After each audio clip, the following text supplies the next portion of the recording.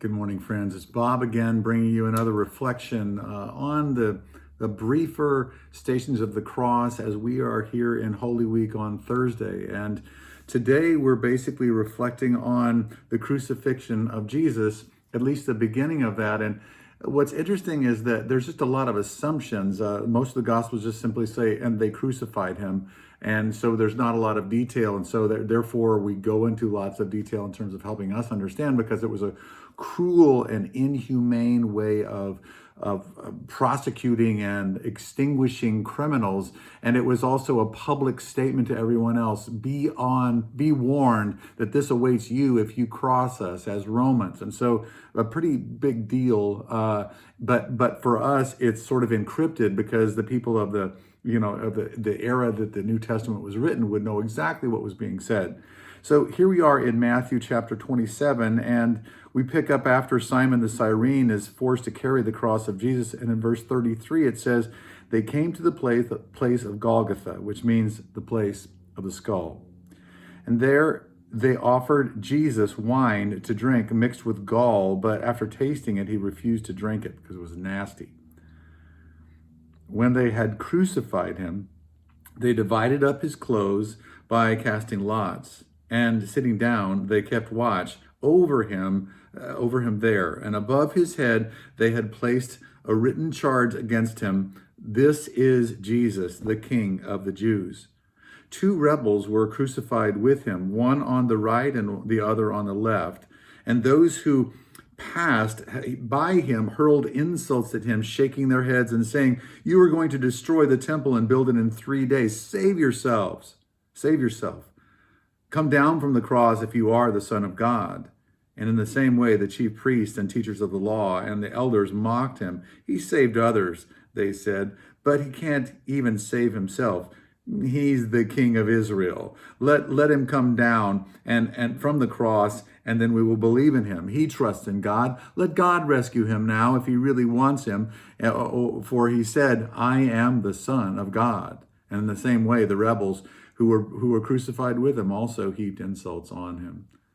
Now, when we talk about this idea of being crucified, we are, again, in one of the cruelest means of human torture and death that was available throughout all the ages. Basically, a person would be, and there's a number of different theories on this, but basically a person is, their nails are, one arm is stretched to the end of a pole of the crossbar and nailed into his wrist, because if it's nailed into the center of his hand, it will simply just rip out through your hand. So a human body actually won't be held up by that, because it'll just tear all the soft tissue. So it's more likely that he is nailed through here where where we take our pulses, and then his other arm is stretched to the other side and stretched as far as it will go, and then another nail is nailed in there. Now, I just cannot imagine how excruciating that is.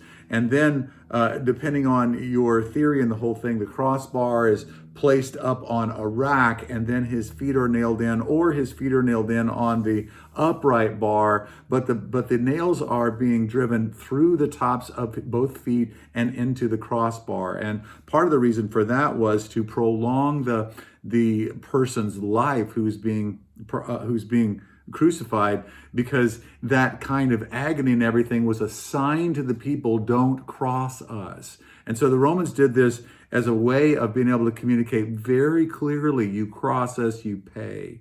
And so this is the death that Jesus is dying. He's being crucified, and so he is then that he's being hauled up, and then his arms, his whole weight of his body is either being supported by pushing up on his feet on the nails, or he's just having to let down. And over time, what ends up happening is the person dies because they can't draw a breath. They have to push up on their feet to draw a breath and then come back down. And after a while, they just weaken. Jesus is already incredibly weak by this time. And so, because he's had his back ripped to shreds by being flogged, and so he's lost a ton of blood. And so he is just hanging on by a thread, even when he's being crucified. But I think it's important to say that this This Jesus knew was coming. He knew that this kind of death awaited him and that it was going to accomplish something magnificent, but it was going to be torturous to get there. But even so, Jesus laid down his life, and he died and he suffered for your and my healing.